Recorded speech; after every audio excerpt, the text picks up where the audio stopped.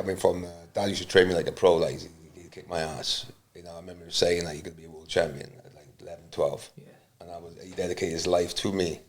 But as you know, when you fight, it's psychologically, you have to have that fear factor. If you could go back now to 18-year-old Joe just turning pro, what advice would you give him? I'd probably would say to myself, listen, don't sign the fucking contract. You read it first. I can't think of anybody off the top of my head. If you look at the resume, can match you. I just can't see anybody that can do it. You know, when I was fighting, you had to talk the talk and walk the walk. Yeah. Not just talk the talk. You had to, you had to do the ring. And that's how you're the best. That's how you make money. That's how you get to where you want to get to. You know, not about just chatting shit. Not sure, mate. I just cash in, have two fights in Saudi and live your life, man.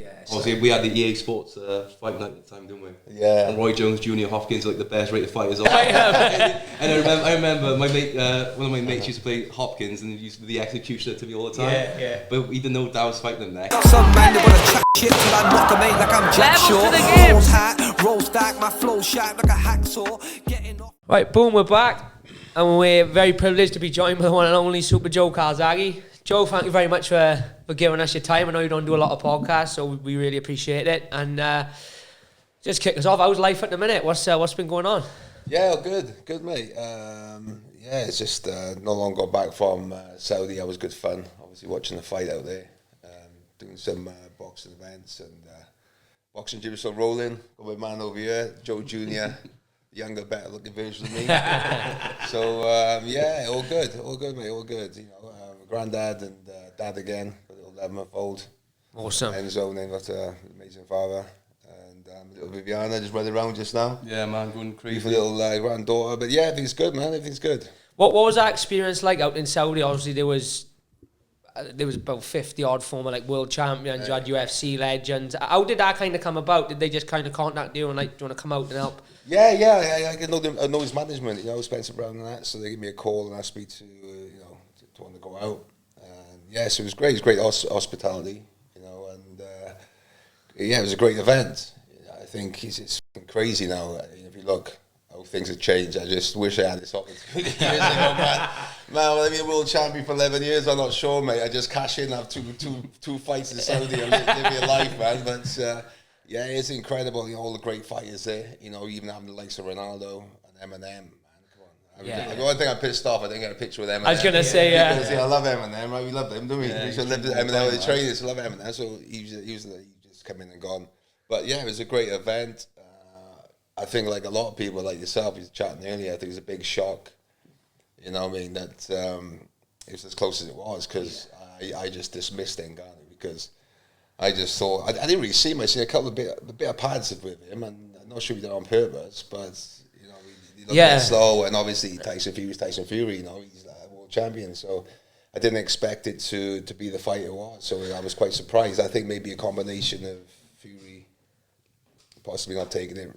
Do you think Fury probably didn't train like he would if it was fighting Alexander Usyk? I think, listen, personally, I think so because I've been in that situation. You know, when I was champion for all them years, you know, I mean, you do train, but as you know, when you fight, it's psychologically. Yeah. You have to have that fear factor. When I fought against Lacy, Kessler, Hopkins, there's a different energy when you're training. You do a little bit extra. Yeah. And it's been switched on in them 12 rounds. You know, it's being switched on. Not saying you're not switched on, physically fit, but there's been up here where you fucking have to be on your A game. Yeah, I was going to say, do you think it was a case of he had no real fear of him, just kind of thought he's an MMA fighter? Like you said, watched him on the pads, thought he looked pretty bad and just thought I'm just going to go in there and blitz him. I don't really need, like you say, he's in the gym training, but probably not training how he would maybe train for a Joshua or for an Usyk mentally as well. Yeah, I think so. You'll see a different Fury against Usyk. You have to. Yeah. He needs to be different. He fights against Usyk's a great fighter, but yeah, I think that's the case. And Ngannou, yes, he can box. You got to give him credit. You know, he done a great style. You know, he's very strong. You know, I mean, anybody gets a hit with the elbow and doesn't flinch. The guy's tough, man. He's tough. I think as well, the shock factor came when he got knocked down, and I think Fury probably mentally was thinking, I need to be careful now and try and course through the fight rather than end up sparked out and it's going to be humiliation for him and probably the world of boxing. Like we're MMA guys, but we were all saying, it'll be done in 6 rounds. Fury will knock him out. I don't even think he'll take him as far as he wants to and then finish him when he wants. I think everyone. What was like the feedback off the boxers? Like you was there with, as Jack earlier said, about 50 world-class boxers, you know, world champions. What was their thoughts after the fight? Today's episode of the podcast is sponsored by You're Never Alone. You're Never Alone is a men's mental health and wellbeing group based in South Wales. The guys down there hold weekly meetings, bike rides, cold water therapy sessions and walk and talk sessions. They also provide fully funded counselling sessions to men that are in need. And the need is straight away, so they haven't got to go through the process of waiting through the NHS. You're Never Alone. Their main priority is to create a brotherhood of men who look to help each other out and become the best versions of themselves. Massive supporters of the podcast. Jordan and the boys over there have been following and supporting us for a long time. We massively appreciate them sponsoring this episode.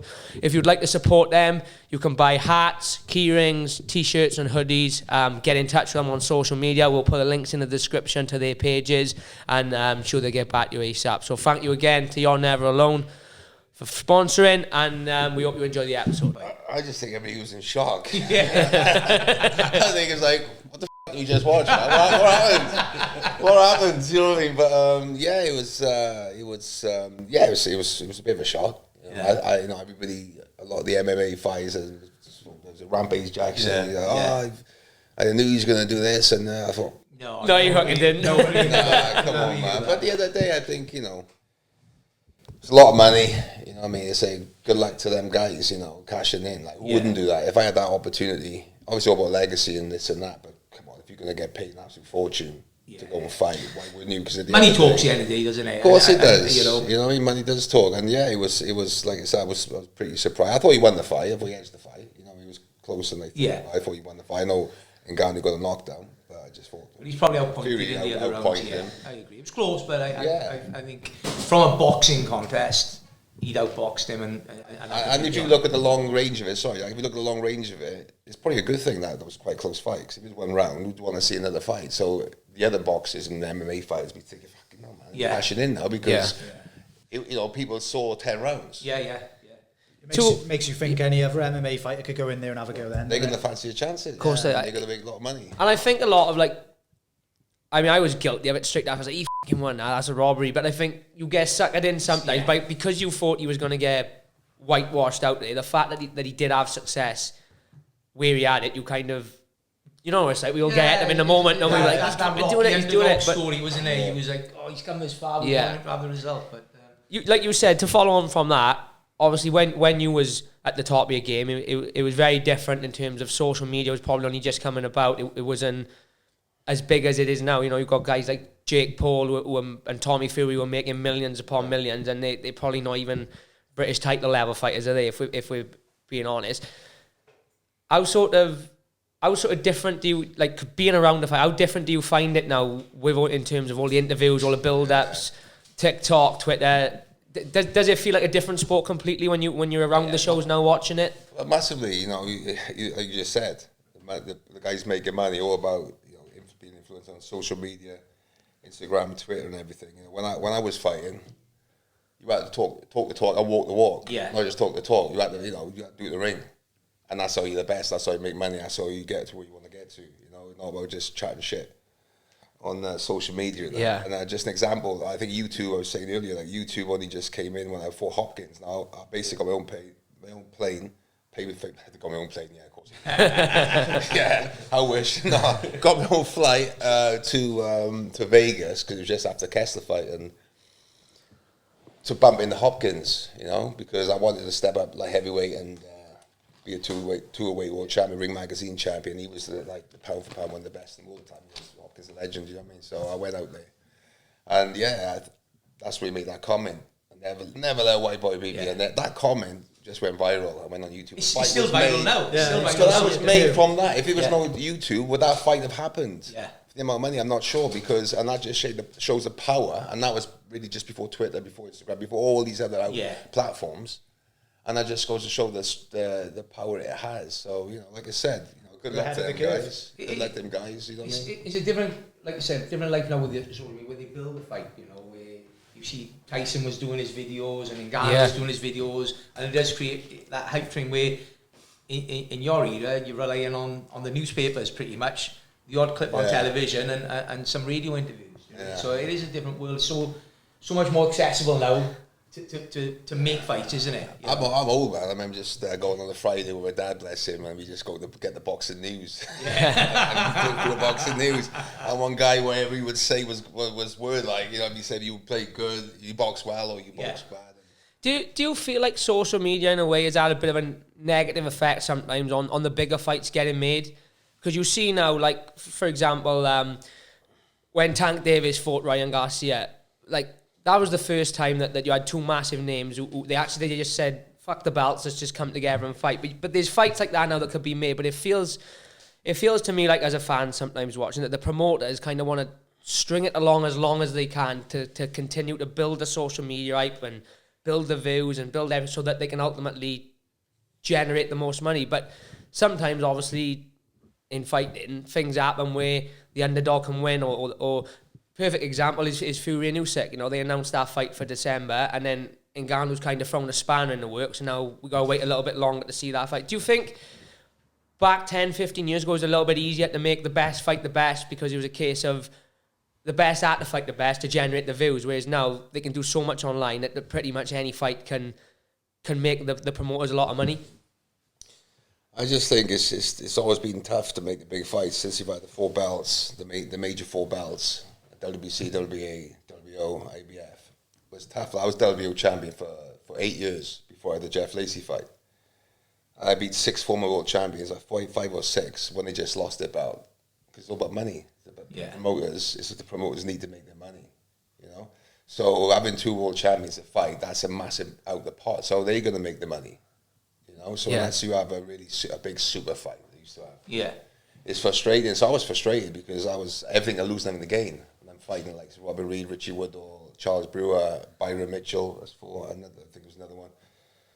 They just lost the title, right? And I was calling out big fights. You know, I was always calling out the big names, but just we can't make that fight happen, unfortunately. And it was only with a Lacy fight, which was 2006, and basically Showtime wanted that fight. And the main reason they come over, they were backing. They were backing it to win. 90% of all the press, British press, thought I was going to lose that fight, right? So they came in to beat the old champion and to take over the division. Oh, I had other plans. I mean, Dan was a wrestler. We both had other plans, and the rest is history, right? And then from that fight for the American TV, then I got the Kessler fight, and it snowballed. But it took all them years. It's very rare.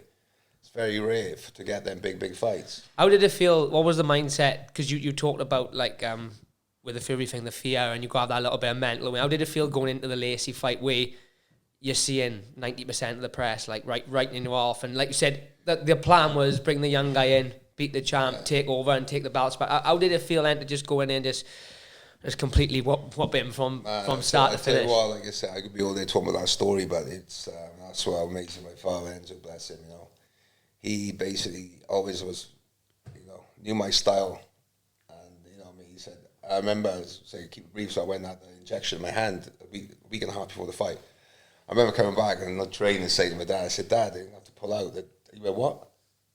I went, the train coming back, Great West, I went, I'm going to have to pull out the fight. He's like, you fucking kidding me or what? I went, no, Dad, the doctor, he said, fuck what the doctor said. He said, listen, you're going to pull out this fight. He said, and I remember him saying, they're going to call you the biggest fucking chicken there's ever been. You pull out this fight again. And then the train, the line went flat. We went under a tunnel. I did hang up on you, Joe. You just go inside the bookies. Right, so, brilliant thing. I went to the gym, and obviously I was in tremendous shape because that fight would define my career. So all the doubters, you won version of the world title, and they had a lot of doubters, and this guy was up and coming. He was the favourite. He was younger. And this and that, and this was my on the broad stage, so I could prove what I could do. I was 33 at the time, you know what I mean? So I wasn't getting any younger, and I missed that opportunity. I remember going to the gym and speaking with Dad, and it was quite an emotional chat. And he was just saying, you know, it's so easy what he said, right? He just said, Joe, this fight is going to make you on the next level. This will make you get undisputed. This will make you go to America, and people will finally see what you can do. You need this fight. And he said, listen, forget what all these fucking people are saying. This is going to be from round 1 to first second to the 12th round. You're going to look fucking amazing against this guy. And he said something simple. Listen, he's like, this guy moves like 5 times and throws 1 punch. You throw 5 punches and move once. Like, work out the maths. What's going to happen? You're going to beat the shit out of this guy for 12 rounds. And to be honest, I thought I was going to win, but I honestly didn't think I was going to dominate him. You made it look easy. But the thing is, I was up at 3 o'clock in the morning, and the difference is, in that fight, and we spoke about earlier, is about mindset. It's about your mind. I had a fear factor going in that fight, because my whole boxing career was on that one night. As this guy, mindset was, this guy's done now. Believe his own hype, knocking everybody out. I just walked through him. And the fight before the Lacy fight, I broke my hand against a fight called Evans and Shear in the stinking fight. I fought with one hand, but after 3 rounds, I broke my hand. So, he looked at that and thought, she's done. Yeah. Go. And you know what I mean? I said, yeah. And to be honest, he was just listening to my dad. He said, no matter what, I'm proud of you. We need to fight this fight. That's all we need to hear.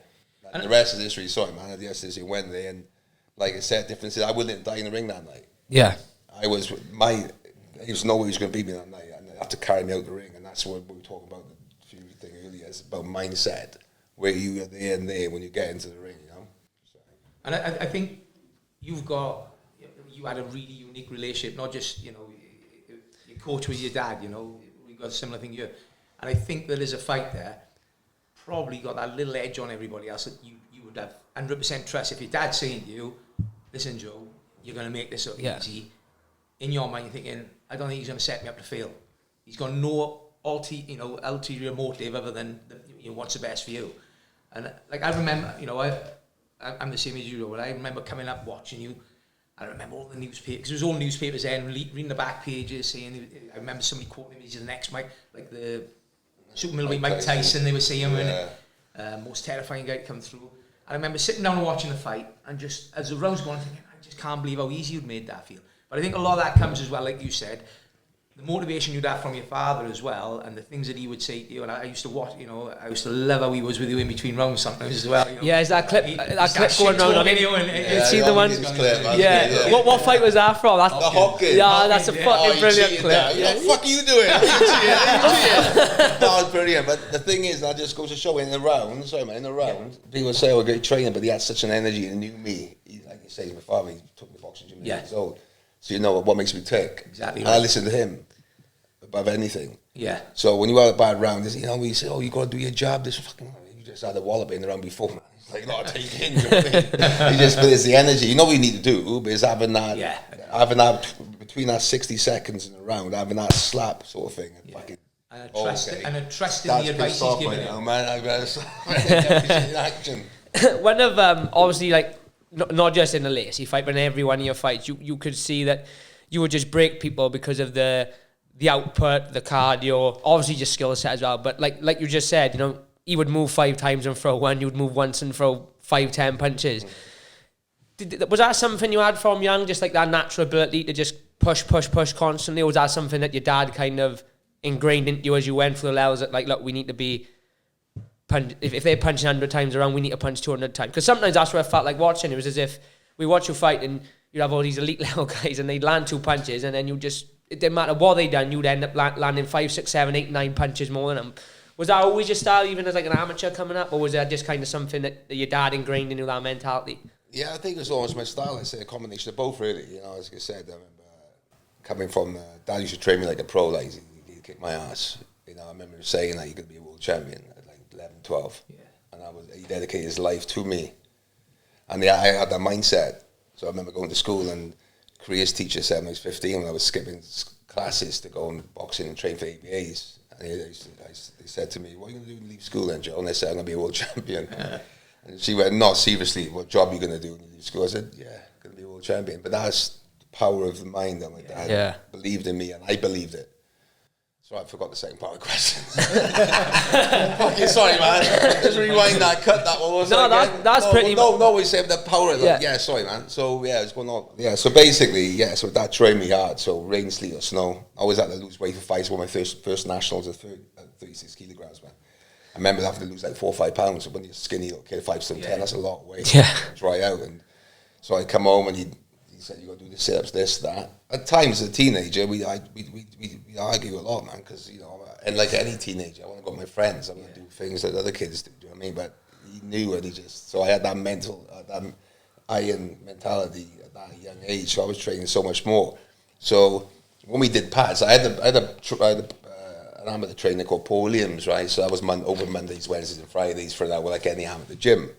But 6 days a week, my dad would train me. So we train in the house where I'm punching pillows, punching his hands, doing this young age. I go running with him, he'd make me run. Sometimes I don't want to go running. I used to go to Blackpool, he'd have a car for many years, didn't have a car, so I go running with him. So from a young age, built up my stamina, my lung capacity I would train like pro from a young age. But then what happened, yes, my dad took over as the main coach at 17. Bear in mind, I never lost my dad in my corner. We know that as a pro, but even an amateur. Among 3 consecutive AUBs with my father as the main coach in the corner. Never lost. And I should have won the Olympics. Another story. Got robbed to go into Barcelona Olympics. But yeah, I did that work rate and always on the pads, hundreds of punches around. Always speed. And then I remember turning pro with Mickey Duff and Terry Lawless, and they said, just took my dad to the side and said, they said, listen, I've got to tell you something. This is the pros now. Joe can't be doing that work rate for 5, 6, 7 rounds. It can't happen. He needs to slow down. Okay. Didn't slow down, and just had that work rate. And the thing is, as well, I was a big puncher as well. So I had my first 19, 20 fights, I knocked out 19, a lot of them in the first round. I kept damaging my hands. My hand injuries got worse as I got on. Is that down to due to the output, do you think? No, I think it's because I was a big puncher. Yeah. If you look at my career early on, I used to load up, being a southpaw, I used to load up, I used to knock people out. Anybody who drops you back on his ass can punch, man. On his back. And then what happened, my hands got worse. My hands kept getting worse and worse. I started boxing at 8, and I'm 30, started getting worse. So, if anything, I sort of adapted my style. So I wouldn't load up, and I used my boxing skills. So it probably helped me in a way for my longevity to have a bad hand. So I wasn't going looking for a war. You look at Eubank first round, I dropped him, and I tried to knock him out every punch. I'm gassed after 4 or 5 rounds, and I was inexperienced, but that was my style. One have a war. But as I got older and I fought like Lacy, my hands were bad. So I would, although I had the stamina, but I could still do that output and work rate. Yeah. I use combination punches, as you see, later on. And I become more smarter. As I got older, I had more experience. So one thing with boxing, you never stop learning. Any fight, you never stop learning. And I'd probably in my 30s become a better fighter.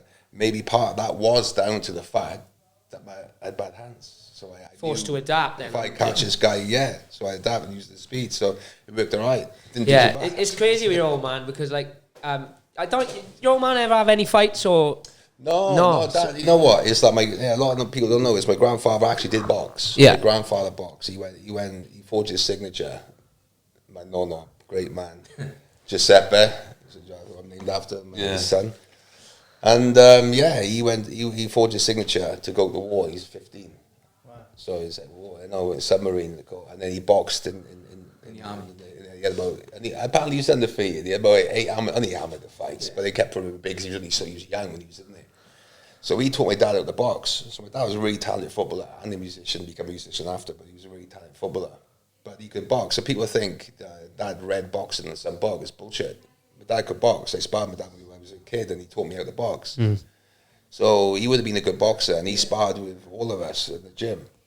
And he's pretty good, you know what I mean? So the stable he had was insane, wasn't it? He didn't have actual box fight, he could box. So when you were kids, you have a boxing gloves when you were a kid, and you have things. So it's not like my grandfather taught my dad how to box. Sorry, you were saying? Just a stable, like you see like the super teams now, don't you? You see these coaches with like 5 or 6, like elite level, like your old man's gym. Like at one point, you had Enzo, Gav, like multiple like world and British champions in the same gym. Like what was the atmosphere like back in the day? I bet because. Obviously, I find like being in a gym. I enjoy being in a gym with other good level fights because you bounce off each other. You know, if Brett's got a fight coming up, it inspires me to train a little bit harder to help him out, and then it kind of, you know what I mean. You bounce off each other. It makes everyone better. But like you kind of had a super stable, didn't you? Realistically, man, it was absolute incredible times, wasn't it? Joe, it's just when I think back, I think the longer it goes on, you realise what an amazing time that was, how unique and what special it was. Like you said, myself. Enzo Mack, Gavin, Bradley Price, champion. Obviously, not forgetting Nathan Cleverly. As well. When the time after our gym, he was basically our product of our gym. I mean, like I'm saying, that he's training us from like 10, 11 years old, and we all sparred together. We all have a laugh. You know what I mean? But success breeds success, and I think part of it possibly seeing that I could do it, so why couldn't they do it?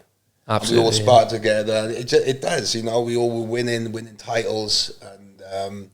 Yeah, he was great. And we all take a piss and have a laugh. It was mad, really. We all chatted to the gym. We'd have a cup of tea in the thing. That would make a cup of tea. The milk would be gone off half the time. But I could drink a tea or coffee. I think I seen. There used to be a burger van at the top. So when we were in training, there'd be this burger van. So we had a burger. It was like 8 weeks for a fight. Like, fuck, how am I gonna go? So I'm gonna have a burger. You smell the onions. You start losing weight for a fight. I think I seen a picture online. I think did you all play for like a football team or something, and it was like, imagine fucking kicking off with that start, and I think it was like you, Enzo, Gavin, Bradley. It was like just get fucking thumped out. But I want to jump to the Roy Jones fight. Obviously, Roy Jones, like, I know he's probably gone on a little bit too long now, but widely considered as one of the best ever to ever do it, especially in his prime. Obviously, I imagine you coming up was probably looking at him at the time, and he was the main man. How did it feel to finally like get that fight locked in, and to then after like switch your mind on, because it is the old cliche and the old saying, it's a bit cringe, and it's like you keep going until your idols become your rivals. Was it a case of that with you, or was it something that you just kind of always knew me and him are going to end up fighting one day? No, you know what, the Roy Jones and the Hopkins fight 10 years before we spoke about, it didn't happen. So when I beat Hopkins in Vegas, you know, I'd done everything I wanted to do as a super middleweight. You know what I mean, 10 years world champion. The Kessler fight was all the belts. Basically, he was the number one. So going to America and fighting Hopkins, so I basically knew before the Jones fight that it was going to be my last fight.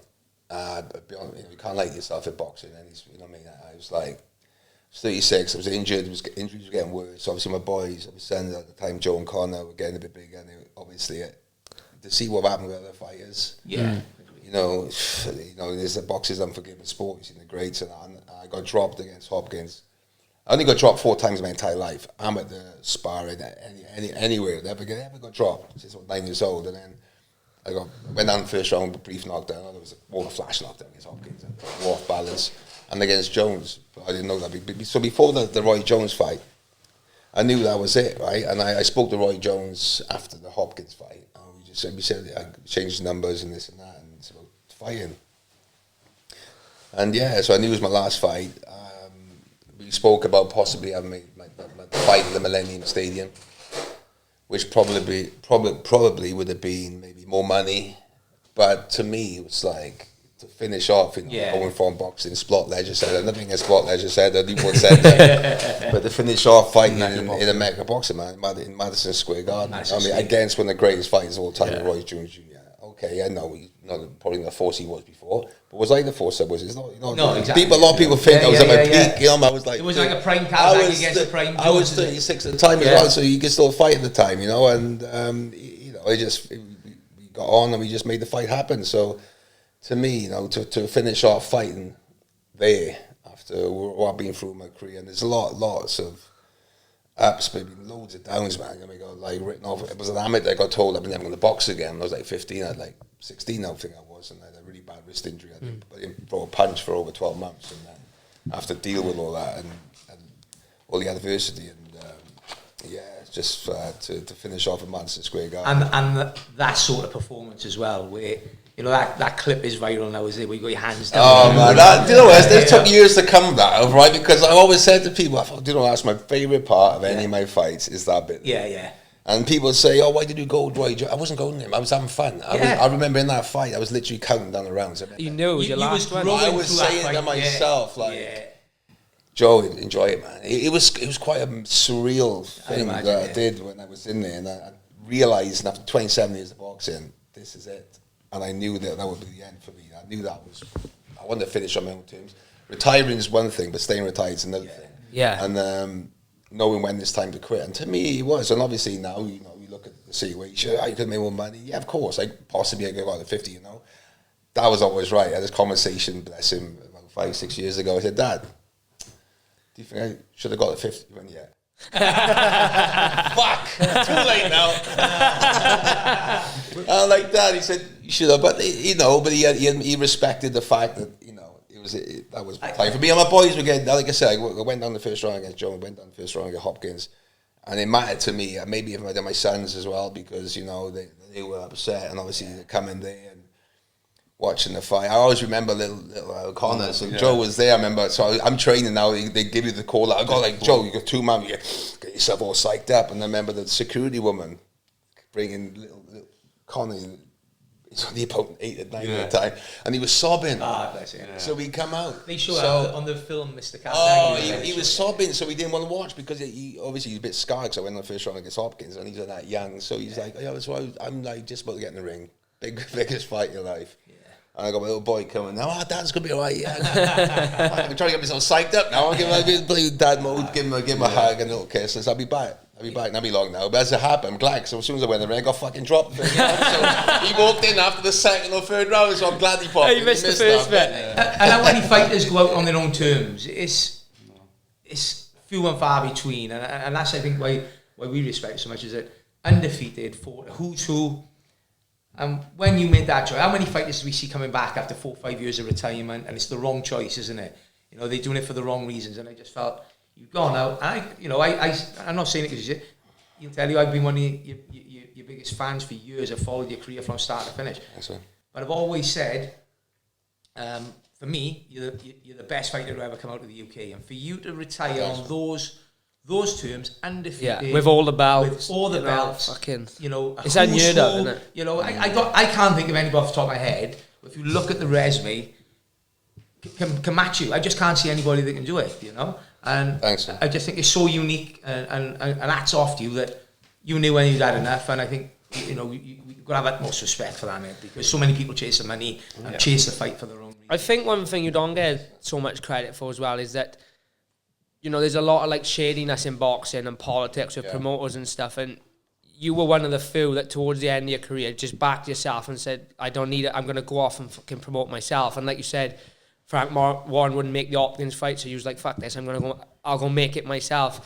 You see a lot more guys kind of doing that now, don't you, in boxing? Like, Francis, we're speaking of Francis. Francis is a really good example of it. The UFC wouldn't give him the money he wanted, the fights he wanted, fought out his contract and was like, right, I'm going to go and do it myself. I think that's a massive one as well, because you've seen people like Mayweather do it since, back themselves, and like, you know, I think you don't get enough credit for, like, I think you laid a lot of foundations as well that people don't necessarily, who don't understand the sport, wouldn't look at and, like, you know, wouldn't think of it in that way. So what advice, like, if you could go back now to 18-year-old Joe just turning pro, what advice would you give him, having had your career now? Is there anything different you would tell him, or would you just do it exactly how you done it back then?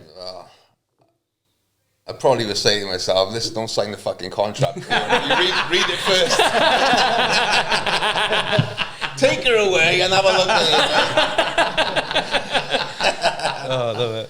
Take it away. Look, I remember me and Dad, so basically we went up, so we always had one with Ferguson, the maybe 8 different weights, and should have been Olympics, but listen, you know, it's not meant to be, you know what I mean? So, I went up to see Mickey Duffer, Taylor Lawson, Wardour Street. We just like, you know, I mean, just drove out, we got lost, and, you know, we just like, sort of in the headlights sort of thing, do you know what I mean? Went up there and didn't speak to anybody else, like, we just went up there in the room and just fucking signed. Just to want to fight. But obviously, I said, why don't you just go and speak to another promoter and get more money? Yeah. And what I did, I ended up signing on the contract for a £3,000, I found out later it was a loan, and £300 a week.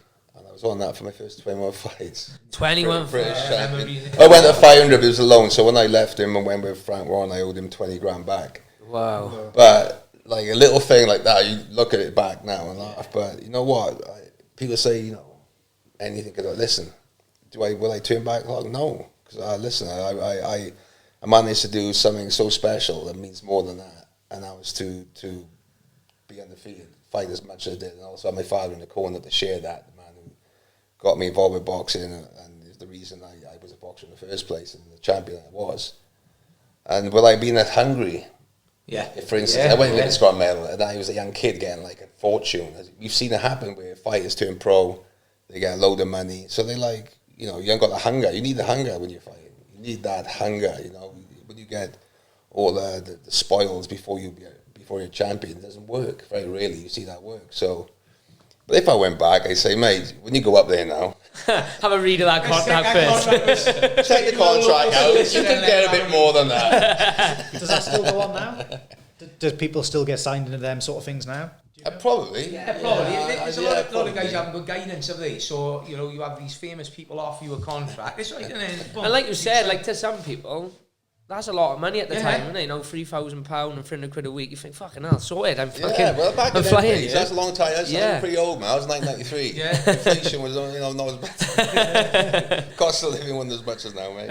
Was there ever the maybe not so much now, but was there ever the temptation to come back and have one more? Was there any, like, maybe you can't talk about, was there any big offers at the time on the table where you thought, ooh? At the time, you know what? It's like, I boxed for so long. I was so glad to I'm 37 when I quit. You know what I mean?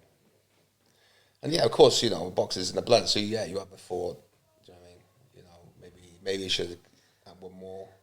Nothing was ever really put in concrete, set in stone, because I beat all the top fighters really. So Kessler at the time was the best, and Hopkins was the best. But yeah, over the years, you know, I think, I speak to Joe. We reckon Joe, fucking leave it that. Come on, man, yeah. So I go for a run, and then obviously I'm in the gym, I had the bags, and you know, lose a bit of weight, and then my back's bad, my hand's still sore. I really want to do it. Nah, so watch fucking Netflix, man. Raining.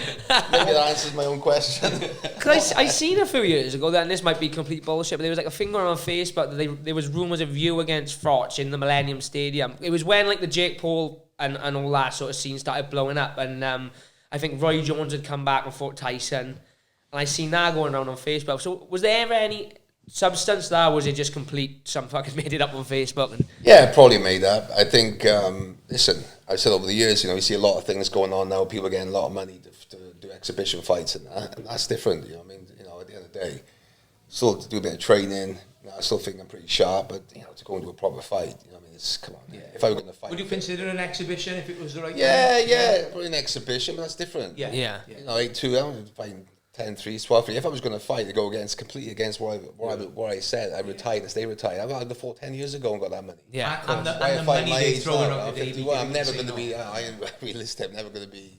All right for 51, man. Yeah. What if you're right, we're the same age, really. We can still kick off. Back to back. We can still do it. Back to back in the middle of Cardiff, it'd be all right. He's had 46 pro fights. He still looks better than me. I want to touch on, you said, like, you know, you finished your career at MSG, and I've told him and I've told everybody this story. I remember I was 16, 17, and I was working in a local club in Applady, and they had a night out at the Savas nightclub, the old Stardust Club, and it was a boxing event, and you were on there in Usk. Oh yeah, well, he was an amateur, wow. and I remember sitting on this table, and I was young, so I was 16, 17, he was all grown men. And there was a table next to us, and a fella leans over and he goes, "You watch this fucking kid coming out here next, it's Joe Calzaghe." And I tell him, I remember it. He's going to be a fucking next world champion. And he was seriously? Like, yeah, you must be 16. They probably call me Joe Calzaghe. Yeah. They never pronounced my name right. And somebody had not turned up, so you've done an exhibition, and it was so one-sided. Like, you just carried him through the rounds, in fairness to you. You know, you didn't take the piss and knock him. And like I said, fucking told you so, didn't he? And then after that, then I just, like, you not long after you turned pro, but I remember that. You know, it was one of my early memories that I remember in the Stardust nightclub. George Savas was the owner. Yeah. Wow, that's a long time ago. I can't remember the comedian. It was either what's Bernard Manning or Jim Davison, because I went to a couple of boxing. Yeah. I do. And they used to have a comedian. I must be about 14. It might be 15, because I was working from 14 years of age in this club, and they used to take me down there. I remember the guy leaning over saying, "You watch this fucking kid coming out, this Joe Calzaghe, you know." He said, "He's going to be the next world champion." And whoever this fella was, I'd never seen him before, and I can't remember, you know, if I seen him now, I wouldn't even remember him, but I think they must have followed you as an amateur through the ranks, where I didn't have a lot of knowledge of the amateur back then, I was a kid myself. But for him to say that stuck with me, and then I remember I went to Crosskeys College, and somebody said, "Yeah, Joe Calzaghe, he's going to be the next big thing." And I remember this PE teacher saying to me, "Yeah, you don't know what fucking box, I can't see he's going to make it all the way." Right? And then I remember sat down, like, watching HTV boxing, and you came on one of the undercards of one of the big fights.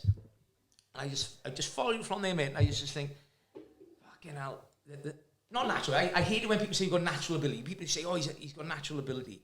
You don't get the way you do just off natural ability. Not just that. I think it's important to have that sacrifice, as well. It's the work you put in. It's everything. Don't get me wrong. Yeah.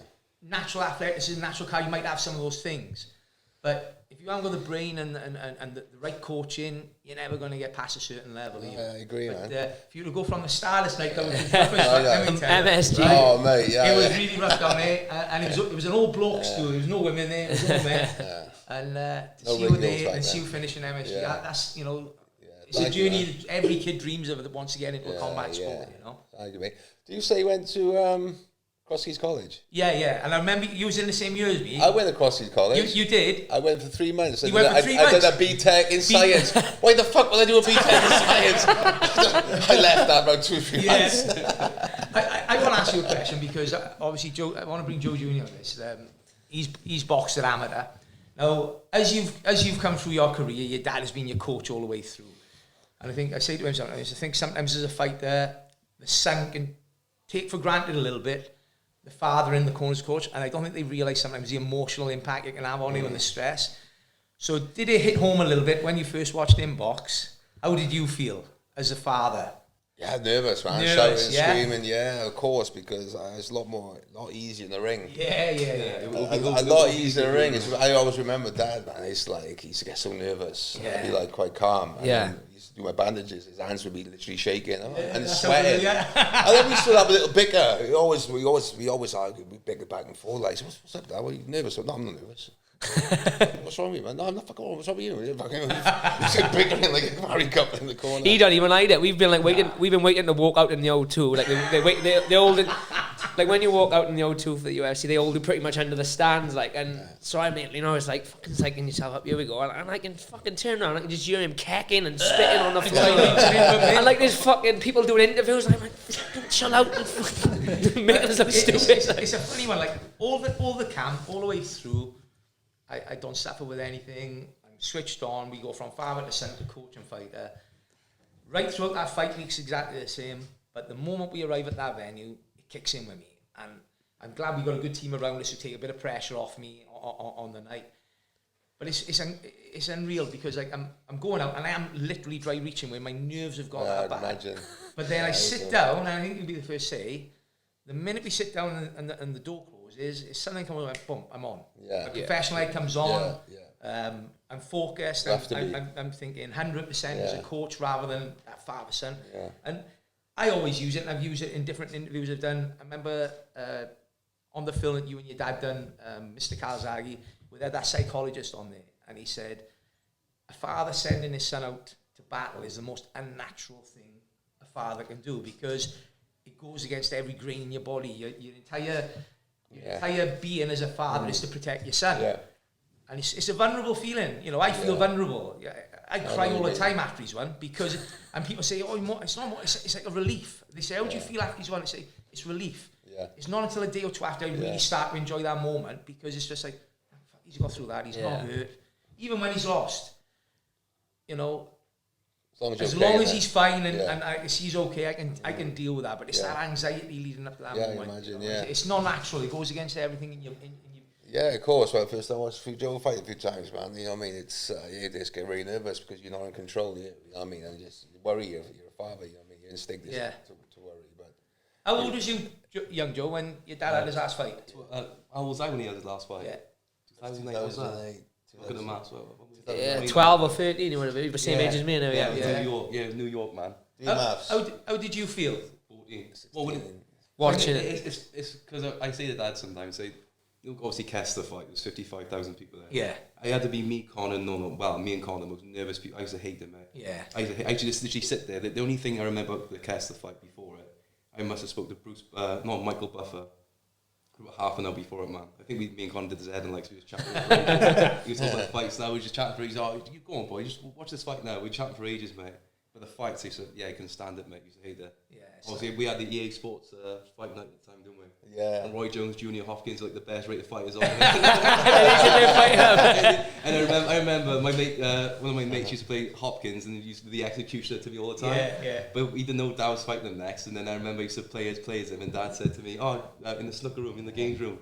So, well, I might be fighting him next. My boy needs to be like 90 rated or whatever. He's like, fuck, I hope not, man.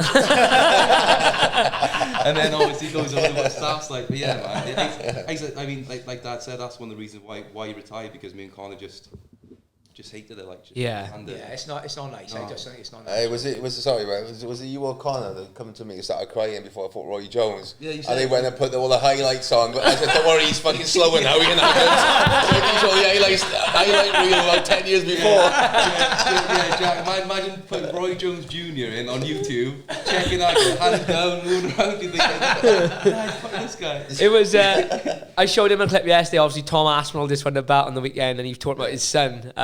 He's about to fly to New York for the fight, and his son goes like proper brings him in the room and sits him down. He's like, yeah, might be a bit of a tough one to start. He says to him, he's like, he's ranked 1, see, and you only ranked number 4, so he's like, you need to do this, and this, and Tom's like, yeah, all right, son, fair enough, and he's like, Dad, please write it down because I think you're gonna forget it. It's funny. Yeah. Go on, Joe, you got one for him? Yeah. Well, so, like, seeing your dad go on to be a world champion, did you ever have any aspirations of that? Like, is that something you've wanted to do? I mean, always in boxing, mate. I mean, obviously I grew up with it, so boxing my whole entire life. Maybe not. Obviously, always going to be compared to, man, listen, what my dad's done, 46-0. I mean, you're never gonna reach that goal. But I love boxing, mate. Obviously, we do the Calzaghe Academy now. I do the boxing schools. Oh, cool. I love that side of it, mate. I love seeing the boys come in the gym from a raw amateur. Do you know what I mean? Building his way up to actually doing his first ever fight, winning the fight. I get loads of enjoyment from that, mate. Don't get me wrong, you'd still do the pads. That team on the pads. Yeah, the pads, man. Do you know what I mean? But I think a lot of it is, sorry, Joe, I think a lot of it as well, I didn't really push the boys into it. Yeah. My attitude was how tough the sport is, how hard it is. You know, I've been through it's so great to see the end product, but you have to go through. And they really pushed in, but I want my boys to, especially Joe, if he loves it, do it on his own back. Yeah. And he's a good fighter. He always you've always trained from a kid. You know what I mean? It's like, you always train, always box, and he's got a great knowledge of boxing. I just love and proud of the fact he wants not be pushed into it. He wants to carry on the legacy, carry on the gym, and obviously doing a great job now with like you just said, with the Calzaghe, the Mini Dragons, which is an amazing just non-contact program. Schools. You know? So it's the first ever boxing program that we know of in schools. So about 10 schools across Cardiff. That's brilliant. The disability schools like Teaguin, Woodlands, obviously severely disabled, but we're the first ones to go in there, teach them non-contact boxing. Obviously tell the story, not just the boxing, but tell the story of how Dad got into it, how he was bullied, how he just adversity. My grandfather was come over, he's an immigrant. People at 40 years old told him, you can't be a boxing trainer. And then all of a sudden, I even make a joke with the teachers. They say, well, some of you are under 40, so you can still be world champion. Yeah, I joke with a man. So yeah, it's great, mate. Do you feel like your role is to inspire people? Then is that kind of like your path? That's what you want to do. Obviously the end goal is to be a boxing coach like my grandfather, but obviously you need to build your way up. You need to make sure. You know what I mean? You make sure you're doing the amateur background, then potentially in the future train some more champions. It's an apprenticeship, Joe, isn't it? And I say this to everybody too. And again, this is down to social media. Everybody wants the quick result. The quick result doesn't come. Not in combat sport. There's boxing on it. You've got to do this. I say to everybody, the apprenticeship with us is you come, you do your jiu-jitsu, you do your Thai boxing, and you start doing some amateur MMA, and then you become a full-time professional. But that's not a quick fix. That's like a 6-7 year plan, and people seem to think that they can walk in. How many people do we have coming? Oh, drop a mess. I'll do a fight on that show. Come train for 6 weeks, sign me up. Yeah, I am, mate. I want to fight in the cage. It's not a great start. How long before I can have a fight? How long's a piece of string, is it? And you guys know this from boxing. You have some that are really talented, really athletic, and others that don't. But me, as I've got older, I have as much gratification of some 50-year-old man that started training with me, and he's a white belt in jiu-jitsu, and he's gone and he's competed, not even won a medal, but he's done well in some tournament, as I do the boys at the top end. And I think you probably see that because you have a lot of gratification from the kids that you're working with. You see how a lot of these kids that come to our gyms, they haven't got a lot, have they? No. And that's the reality there. A lot of fighters come from a background that's tough. It's not many fighters come from privileged backgrounds. No, that's not always the case.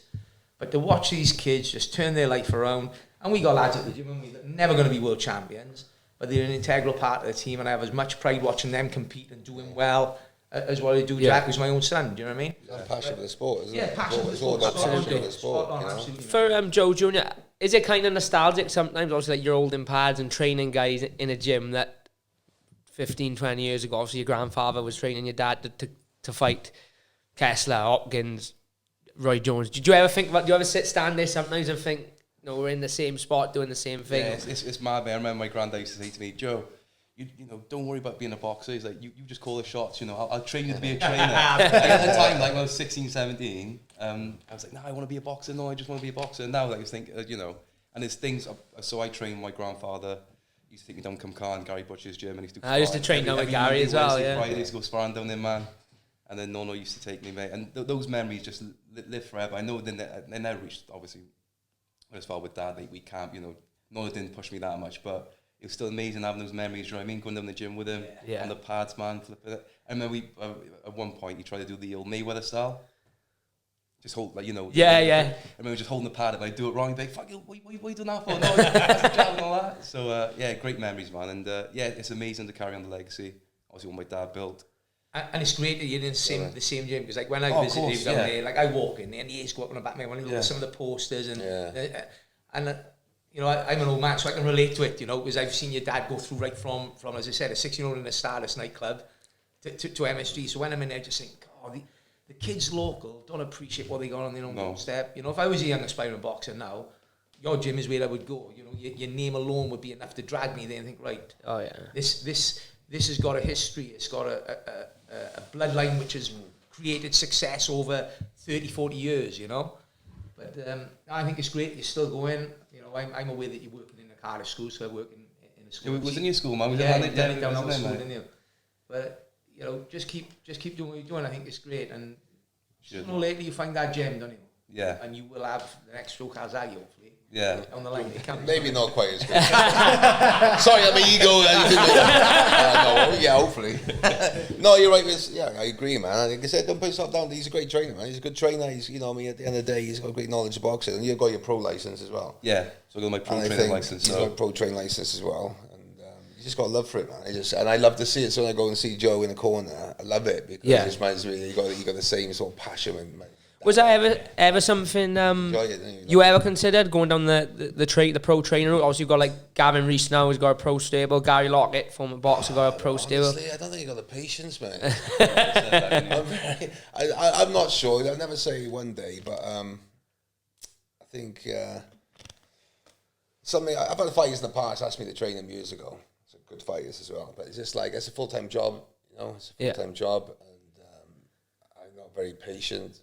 Like, why can't he do that? You know, come on, why can't you do a 7-punch combination? This is how you do it. No, some people are made to fight and some people are made to coach, and I always say that with him. Like he's got, like, he'll take a class and show a 1-class novice they can't get, and he'll break it down methodically, and then like you'll ask me to take a class, and the same guy can't do a move, and I'm very much like, well, how can't you fucking do it? Because it's like, cause I think, well, I can do it and he can do it. How can't you do it? Do you know what I mean? So I do get that a lot, but I completely get it. But no, it's great to see though that like the Calzaghe name is still involved in Welsh boxing, because like you said, you and your brother's training, Connor's training as well, and he runs the academy. So like you said, he's a good pad man, mate. Is he? Yeah. He calls himself Freddie Roach on the pad. He's a good pad man, mate. He loves it. Yeah. Still like to go down. Don't get me wrong. You know, I still give a hand and say, you know, keep your hands up in this, but you know, to do Saturday, it full, you know, on Saturday, and the boys are training, and it's nice. You know, you're there, and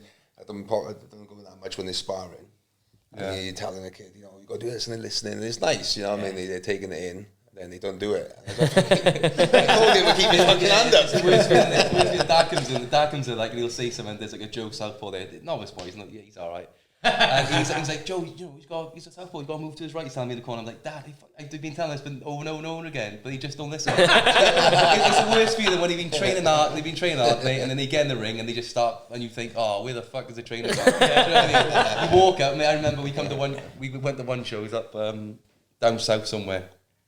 I didn't go actually, and Connor took 3 boys down there, and they all lost. Like in November, like matching wasn't the best and whatever else. I remember Connor just saying to me, he's like, "Oh mate, 3 losses in a row." Like he's like, "Oh yeah, but there's a little sandwich card. You boys can enjoy a sandwich." You know what I mean? Like the free. Minutes afterwards, like he's like, "Fuck off, man!" Just walking up there, mate. Long 3.5 drive back. Like, nice feel there, like, we've all been here. Yeah, exactly, bro. But it's nice you go to the show, mate. They turn up, they win. But as long as like you said before, mate, as long as they're dedicated, you know, they come to the gym, they, you know, showing passion in that. Win, lose, draw, mate, you change their lives in a good way. Do you know what I mean? You're investing in it, and I always say this: it's not about the result on the night. If you've given me and Jack will tell you, we've had some great wins, we've had some big losses. But I'm never critical of the loss as long as they've given me 100% for the camp. Yeah. And they've gone out on their shield on the night. Yeah, of course, man. You know, and I say this to the boys, I experienced it, you know, in my early days when I was competing regular, I'd lost a competition once, and I use this all the time, where I wasn't fit enough. We'd done a round robin tournament, and I beat a guy in the first round. It was like a round robin, it was groups of 4. So the top 2 then, out of each groups of 4, went into the semi-finals. And then me and the lad I beat in the first round fought in the final. He was a Marine, he was as fit as a flea. I hadn't really given it 100% on hindsight when I look back. And he dogged me out in the final. So he beat me in the final after I'd submitted him in the first round. And he killed me. And I remember coming from it, sitting in the car, I was depressed. I was like, I'll never, if I lose, it'll be because I'm not good enough. Never again will it be because I'm not fit enough. And that's one thing that I implemented you guys is, your cardio is the most important tool you got, because the best fighter in the world will lose to a mediocre fighter if he hasn't got that gas tank to go through the distance, you know. So that's where I get frustrated is, if they're not giving me 100%, they don't usually last very long in the team. No. And we've had fighters come and go, and we've lost some good level guys, but they're not up to the level of the expectation that I expect as a coach. You lose, no problem, as long as you're given 100%. And I never get frustrated on that, but the frustration comes when I look at something and think, you haven't put it in, you missed Thursday last week, and the week before you didn't come on the Monday, and you know, never sit there as a fighter and go, could I have done a bit more? Yeah, he'll haunt you. Yeah. If you go, I couldn't have done more, he was better. There's no shame in that. No, at all. You know? Well, I think that's a good thing about having like idols and so, like you know, you never ever seen you get tired in a fight, or at least you never showed it. You know what I mean? And it's like, when you want to lie in bed in the morning when it's raining and it's cold, you think to yourself, would people like fucking Joe? That's what, because that's what I used to think when I was like, well, fucking would Joe Calzaghe or would Floyd Mayweather just fuck training off because they're tired? He's like, no, fucking get up and go. And I think that's like you said, it's going back to what Joe said. What you saying mentally you've got to be switched on, because it's doing things you don't want to do on the days you don't want to do it. Of course. You know, I can't remember, it was Tyson. I think I watched an interview saying discipline is doing the things you don't want to do on the days you don't want to do it, but you still go and you give it 100%. Because there's so many people, like you said, 5 o'clock, you open that window in the morning, fuck that. It's wet, and you think, I'm not going to do my 5-mile run. But those people that get up and just soldier through it, they are the ones that become great. And you know, and I think, as you said, you have set the standard, not just in boxing, in MMA. You're highly regarded right throughout MMA. Everybody talks about it. Because I talk about combat athletes, and I always say about a combat athlete. And so many kids today are and again, down to social media, they want the quick fix. They don't want to do the hard runs. They don't want to be out running in the rain. They don't want to be down the gym till 8 o'clock with me screaming at them for fucking 2 hours. You know? And what do I always shout? They make me better than us, but they'll never be fucking fitter than us. And I can live with that. You know, Joe, you got anything more for him? We've talked up a lot of his time, so I don't want to... Just wondering, like, what's day-to-day life like now for you? What do you get up to? Dad and granddad more, I expect. Yeah. It's, pretty laid back, chilled out, you know what I mean? It's just nice. Good question, man. What are we doing? I think he was labouring the other day. So you were labouring outside. Oh, yeah. I just pulled out a minute. Yeah, so the wheelbarrow. Fucking at the minute. Yeah, just fucking terrible. My dad said, never seen anybody push a fucking wheelbarrow like me when I was 15. I'm just leaving school. He went, mate, if you don't make it a boxing, you're fucked. You're fucking shit labourer. You better get back on the beach exercise. My hands are cold. Give me some gloves. No, but it's great. Yeah, being a dad and doing other bits. I got other businesses and that, and just training and doing a bit of traveling. It's good. What do you do for training now? And a bit of work, a bit regarding the training. I just hit the bag. I got a big bag. Just got a bag. Hit the bag. I need to start running again, man. But it's just, I've done so much running, like over the years. When you get older. Yeah. What's your knees like? My knees are alright. But I suffer my back. Lower back. I come from road running as well, man. Oh man, yeah. Like I remember going to hospital when I was like 15 with a back problem. So I've always had this bad back, you know what I mean? So as you get older, as you see me when I get out of this chair now, you see how long it takes to stand straight. I mean, don't worry, we'll cut the camera for you go get up anyway. Life is good, life is good, man. Yeah, life is good, just keeping interest on the boxing. Like I said, it's great now. I'm going to be really interested now with the boxing in Saudi as well now because all these this big bill on 23rd, I think things are going to change. You're going to see so much out there. And possibly, as we spoke about earlier on, these big fights that couldn't be made, they have so much money. These big fights are going to get made. So all these big fighters like Joshua and money will draw them in, AJ and Wilder. They're all going to fight each other because of that. Well, I think I seen they announced the show yesterday because it's like Matt Truman and Frank Warren are kind of working together, aren't they? Which is fucking unheard of. Yeah. It reminds together. It's kind of like the Saudis are almost making their own boxing version of the UFC where they're like taking out the middleman, aren't they? They like use the money. You and you work together, and we're going to make the big fights happen. It's fucking brilliant for boxing. They do it with football, whatever they turn it into, because it's about. And I don't know, Troy, I said, Jack, the other day, I read an article that this sheik that put on this event with Ngannou and Fury, that if he donated 10% of his wealth to the world, it would wipe out poverty for the next 300 years, 10%. And that he will never be able to spend the money that he's got. However much he tries to spend, there's always too much coming in. And you think, that's mind-blowing wealth, isn't it? You know, that he can put on like that sort of spectacle without anybody or concern about making money or even losing money. It's mind-blowing. Yeah, well, listen, the Saudis are going to take over. Listen, fucking really believe that. Eminem don't sit ringside for fucking Fury and Ngannou I can't imagine that was cheap, was it? No, but you know, the opportunity is there for everybody. You know what I mean? It's crazy. Brilliant. The amount of money they got. It's brilliant. Mad. I think that's the future. Now, you watch all these big fights happening, UFC and boxing. Look, all the footballers. You know, come on. Yeah, Ronaldo's out there.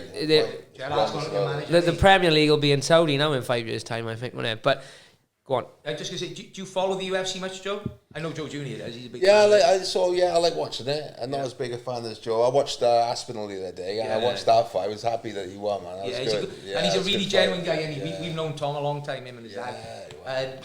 If you want, it's quick for a big guy. Oh, he's a big. And honestly, Joe, you've got to stand next to him to appreciate.